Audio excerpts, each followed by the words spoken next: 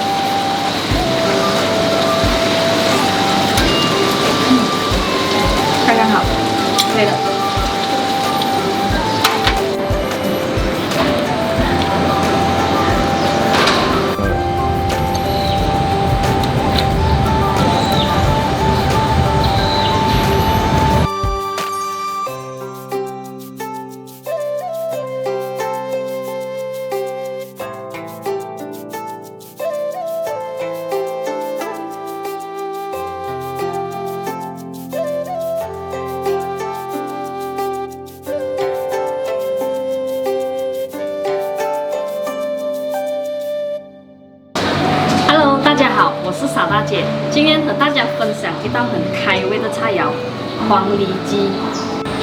这道菜带有果香和微微的酸甜，所以吃起来呢非常的开胃可口。这道菜虽然很开胃呢，可是如果是肠胃不好的人是建议比较少吃。如果喜欢吃辣的朋友呢，可以增加这个小辣椒的用量。我这里呢只是用了3条小辣椒，因为小孩子要吃，所以呢它的辣度呢我就用的比较低。好了，我们今天视频就拍到这里，我们下期视频再见。要试试。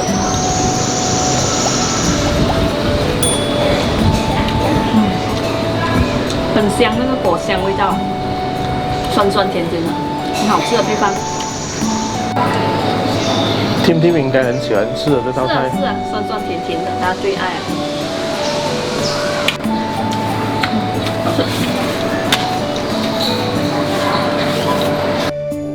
观看更多，请关注傻大姐美食厨房。